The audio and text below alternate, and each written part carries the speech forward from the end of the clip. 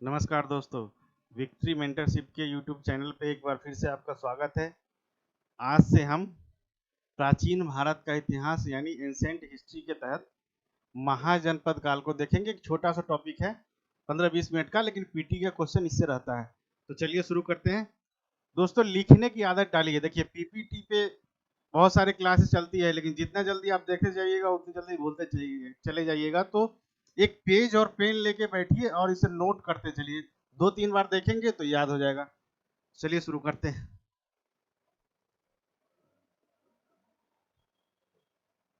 महाजनपद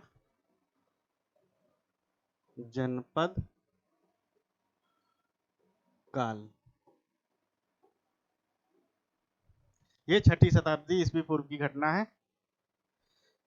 इस समय टोटल 16 महाजनपद थे और ये किस स्रोत से पता चलता है? सॉरी,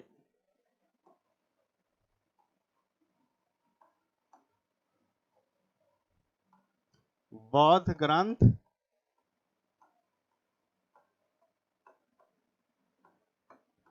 अंगुत्तर निकाय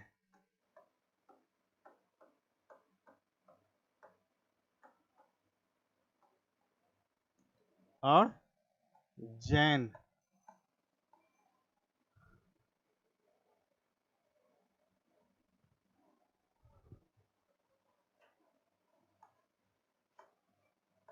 जैन ग्रंथ भगवती सूत्र।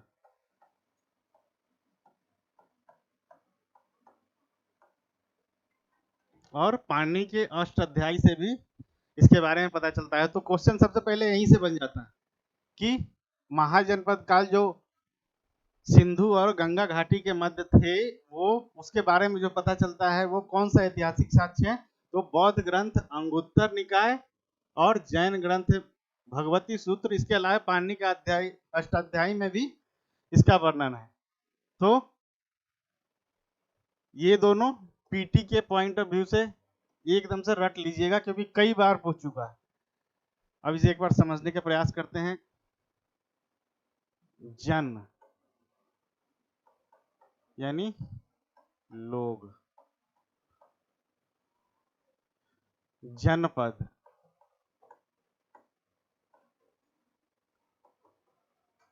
जिला,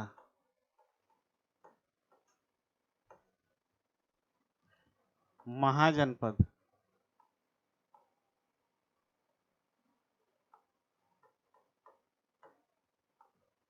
राज्य। ऐसे समझिए इसे। तो टोटल 16 महाजनपद थे।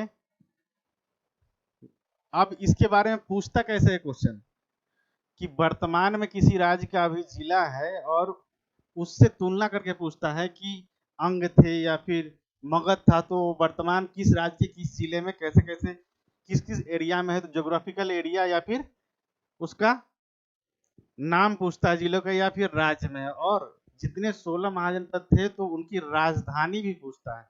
तो उन सबको एक एक करके याद करते हैं। चलिए देखते हैं।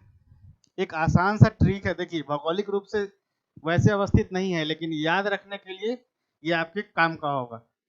तो चलिए शुरू करते हैं। देखिए,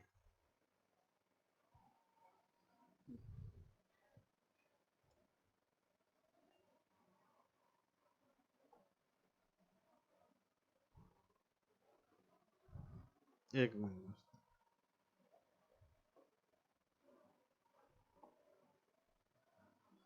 सबसे पूरब में, ये देखिएगा, पूरब, पश्चिम,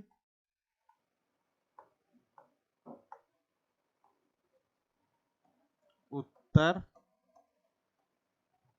और दक्षिण।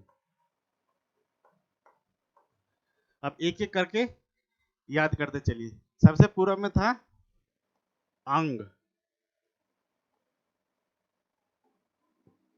ये वर्तमान में बिहार के भागलपुर और मुंगेर का जिला आता है, जिसकी राजधानी था चंपा।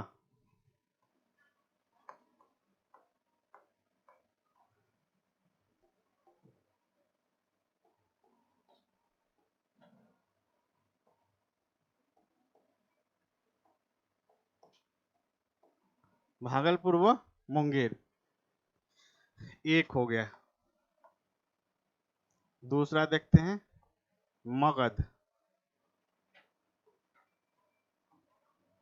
इसकी राजधानी था राजगीर, नालंदा। ये पटना और गया का क्षेत्र वर्तमान में।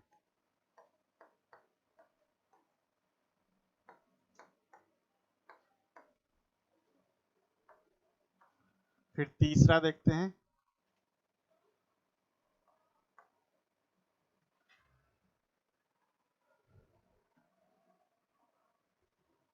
बज्जी संघ,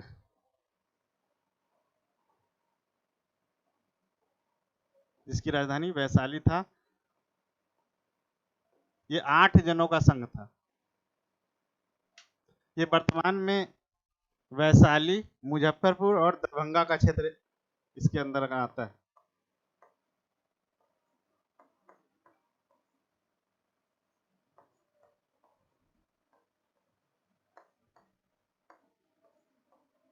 दरभंगा।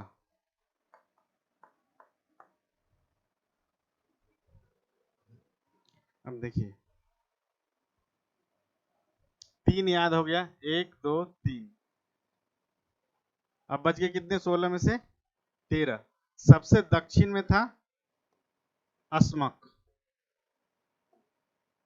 जिसकी राजधानी पाटन या पटनी का थी। फिर अवंती, इसकी 2 राजधानी था, उज्जैन वो माहिष्मती।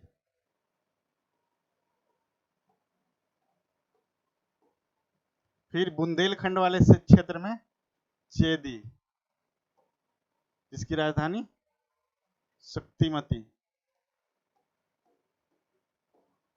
कितने हो गए? 3 4 5 6।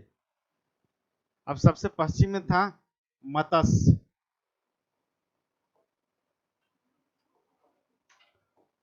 इसकी राजधानी विराटनगर।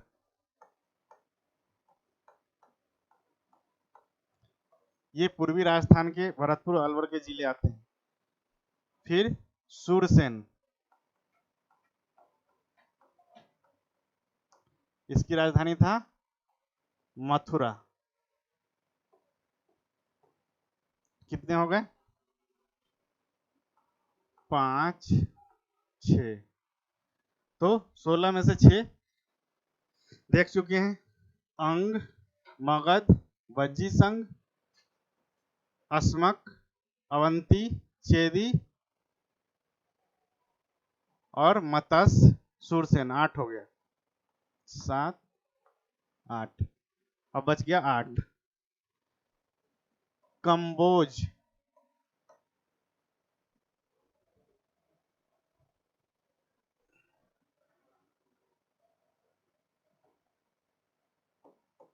कंबोज,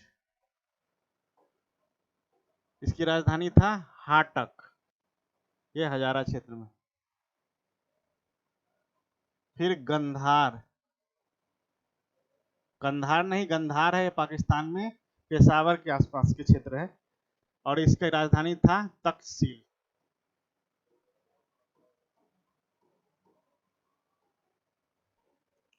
फिर हो गए 9 10। अब बचे 6।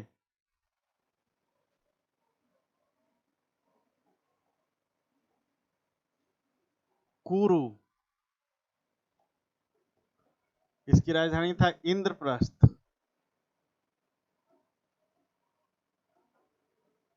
दिल्ली, हरियाणा और वर्तमान में मेरठ का क्षेत्र इसके अंतर्गत आता है।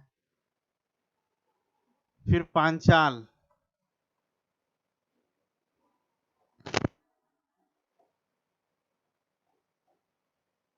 इसकी राजधानी अहिछत्र।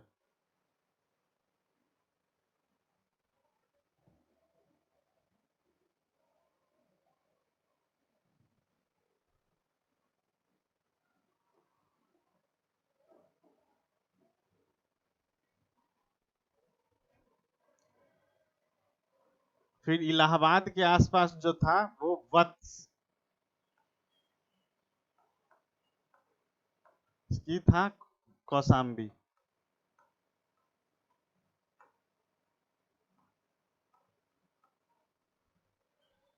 और दो और थे कोसल, जिसकी राजधानी श्रावस्ती। काशी, इसकी राजधानी वाराणसी।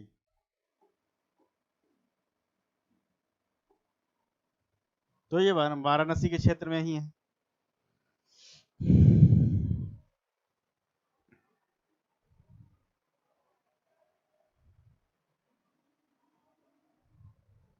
और एक कोई छूट गया है, अंग, मगध, वज्जी, अस्मक, अवंती, चेदी, सुरसेन, मत्स्य, कुरु, गंधार, कंबोज। हाँ, एक मल्ल छूट गया, मल्ल। इसकी राजधानी था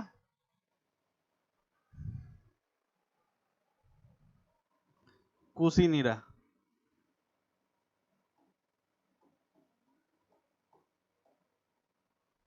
तो इस तरह से देखिए, ये बज्जी और ये मल्ल, ये दोनों गणतंत्रात्मक थे, बाकी सब में राजतंत्रात्मक शासन था। तो इसी में से पूछ देता है, कोई ऑप्शन में दे देगा, पूछेगा किसमें गणतंत्रात्मक थे और किसमें राजतंत्र। बाकी सब में राजतंत्र था, सिर्फ मल्ल और वज्जी में गणतंत्र थे, शासन के प्रणाली। तो इन सब को नोट कर लीजिए, एक बार मैं फिर से लिख देता हूं ताकि, लेकिन याद करने का क्रम यही रखिएगा, क्योंकि पूछता है कई बार कि सबसे पूर्व में कौन सा था, सबसे पश्चिम में कौन सा था, सबसे दक्षिण में कौन था, फिर सबसे उत्तर में कौन था। और अभी हाल ही में बीपीएससी के एग्जाम का 30 तारीख को होनी है पेपर, तो वो बिहार से जरूर पूछेगा, बिहार में कौन कौन से महाजनपद थे। तो अंग, इसकी राजधानी चंपा था, मगध, गिरिव्रज, वज्जी संघ, तो ये 3 महाजनपद 16 में से बिहार में था। तो ये 69 बीपीएससी में पूछ सकता है। तो चलिए 4-5 बार देखिएगा तो इसे याद हो जाएगा। और अब देखते हैं कि पिछले जितने भी टॉपिक पढ़े हैं इसे शॉर्ट में एक बार रिवीजन कर लेते हैं। आइए, फर्स्ट क्लास में हमने देखा था कि प्राचीन इतिहास को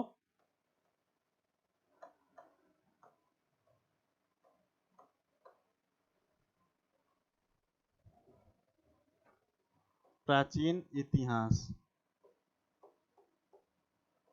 अध्ययन की सुविधा के लिए 3 भागों में विभाजित किया था। प्राग ऐतिहासिक,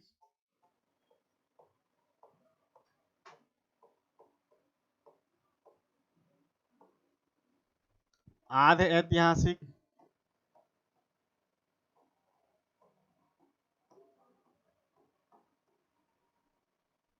और ऐतिहासिक।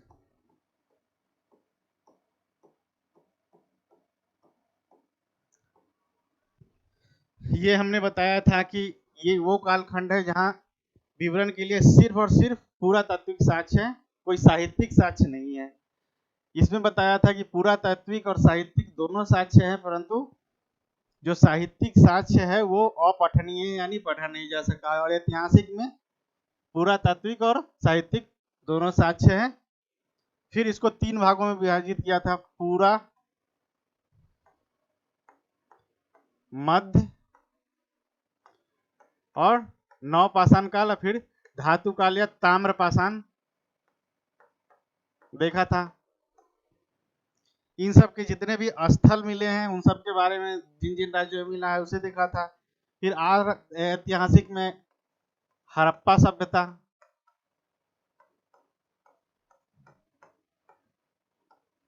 तो हड़प्पा सभ्यता के बारे में उत्पत्ति, नगर निर्माण, प्रमुख स्थल, ये सब, कृषि, वाणिज्य, व्यापार, एक एक करके देखे थे। तो उन सबको 2-3 बार कॉपी में देखते रहिएगा ताकि भूलिए नहीं। फिर वैदिक सभ्यता के बारे में पढ़ा था, और वैदिक जो लोग थे उनकी मूल निवास स्थान को लेके जितने भी विद्वानों का मत है वो देखे थे। उसके बाद नदी का नाम और वर्तमान नाम है वो देखे थे। फिर उनकी राजनीतिक प्रणाली जितनी थी उन सब के बारे में देखे थे। तो धीरे धीरे 10 मिनट 15 मिनट करके उसे देखते रहिएगा तो भूलिएगा नहीं, क्योंकि सारे क्लास एक दूसरे से जुड़े हुए हैं। तो चलिए आप इन सब का रिवीजन करते रहिए, मिलते हैं अगली क्लास में।